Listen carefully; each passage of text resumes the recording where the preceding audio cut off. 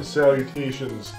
This episode is a 2-for-1 with both Woodman and Heatman. I don't really want this series to drag on too long, so I might double up a few of the bosses and stages just to get things moving along, so we can go onward to Mega Man 6.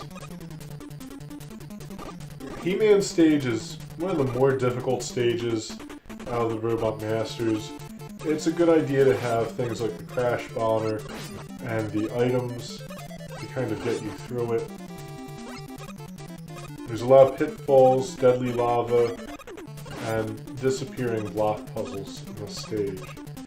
And they're probably some of the more annoying disappearing block puzzles I've encountered in a Mega Man game, with the exclusion of those that appear in Mega Man 3.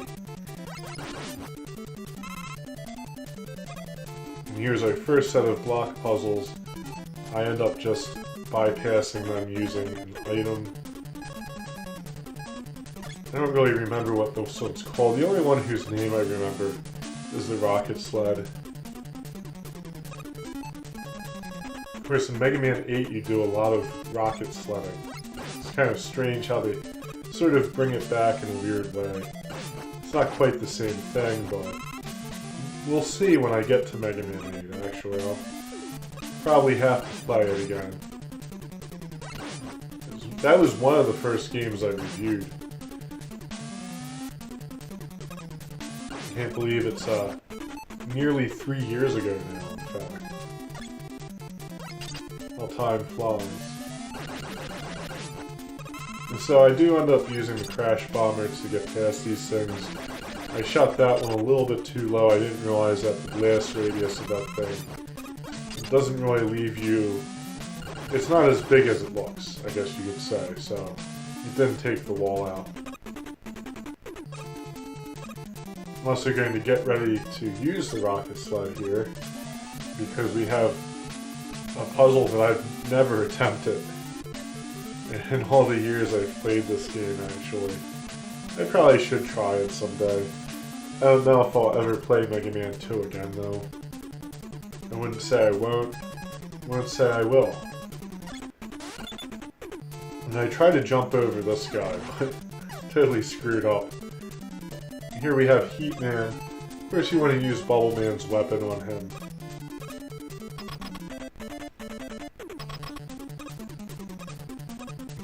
Oh wow, I didn't jump. Usually I do the traditional jump through the gate, but for whatever reason I didn't. He's easy to evade. He's not too bad as bosses go, but his first volley of fireballs will almost certainly hit you unless you are really, really good at dodging them. And of course, just a few of Bubble Man's bubbles take him out. And we can move on to hard mode. And here we have difficult mode. Heatman is, he looks like he's smoking something. I don't know. He also looks like a little bit like a Zippo lighter. Probably not accidental. There's more of these annoying things. I don't know how I did on this stage in difficult. It's been a while. Usually I don't do as well, but it looks like I'm tackling it pretty well here.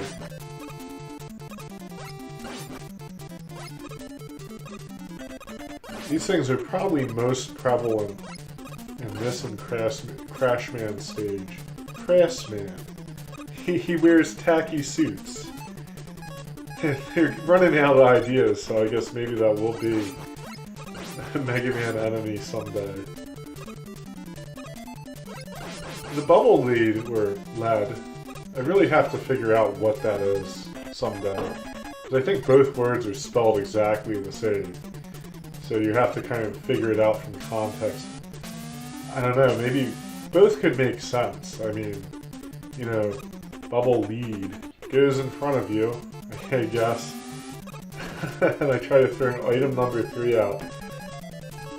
Although bubble lead maybe makes a little bit more sense than lead. So I'm going to call it that, I guess. But it is another efficient weapon. Kind of like Metal Man and Quick Man's weapons, which you can shoot all day.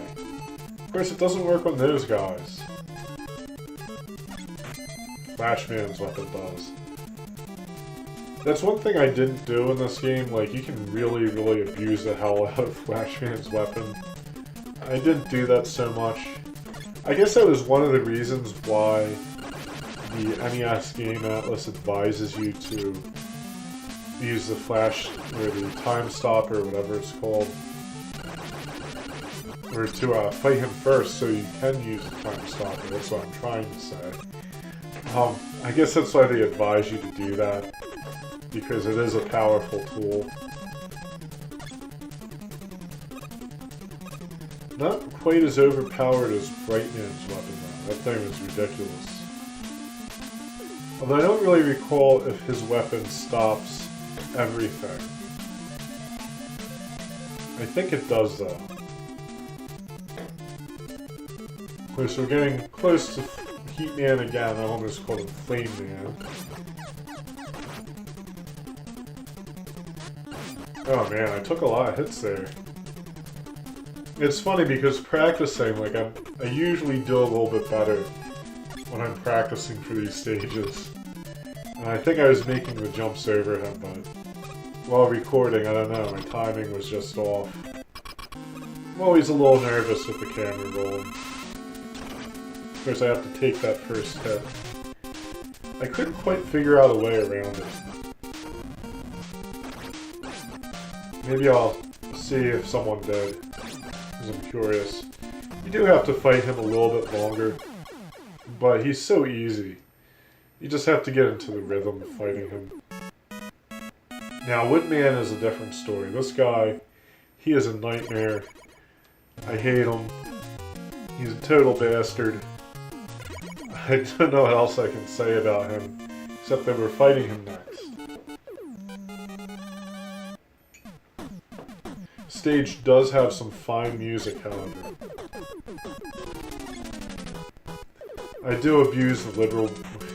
I abuse the metal blades liberally here.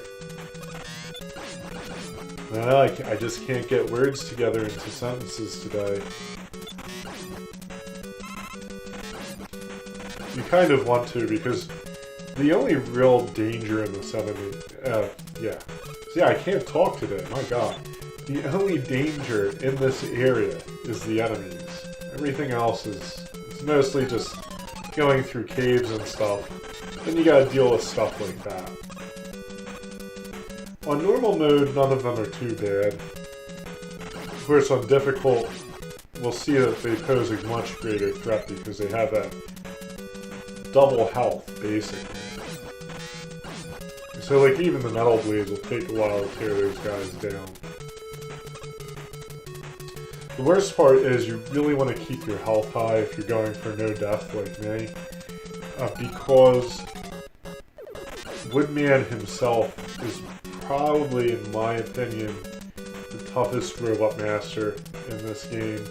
I know a lot of people might cite Quickman, but Woodman is, he's a problem for me.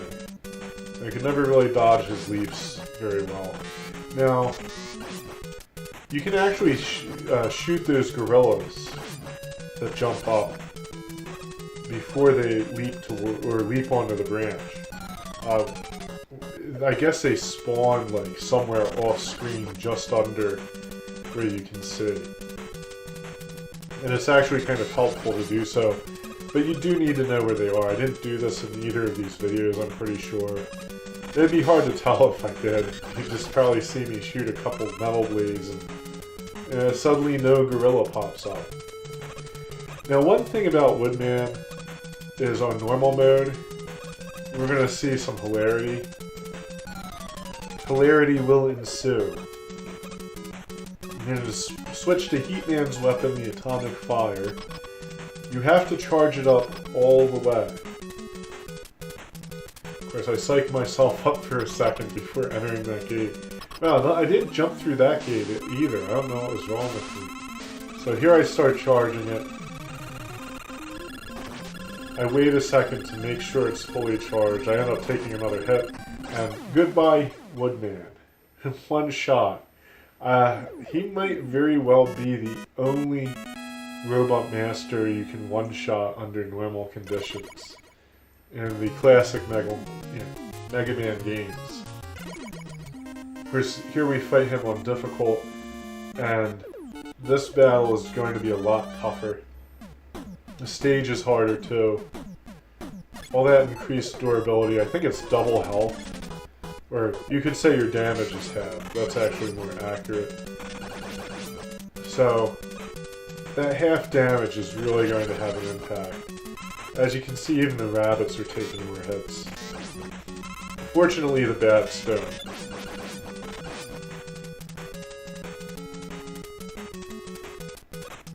Of course, there's a lot of them in here. And as, we have these fire-breathing things again. Yeah, it took a lot more hits. They still go down pretty quickly, though. But it becomes noticeable in areas like this where you have less room to maneuver. And, you screw up, like I did. Fortunately here, you can just jump up and wing a few at this guy. And take him down with a little patience, really. That's all you need. It'd be nice if they dropped like a health up or something.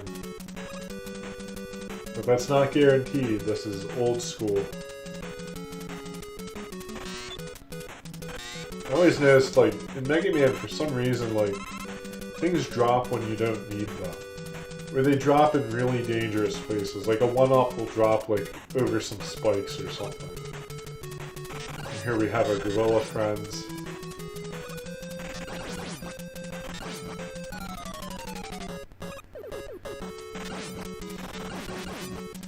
And as always, you want to take those eggs out before they hit you, or before they hit the ground.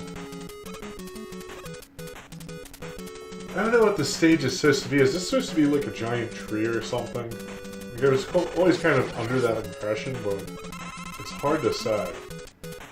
And it is good that we got the weapon energy from that rabbit, because we're going to need it.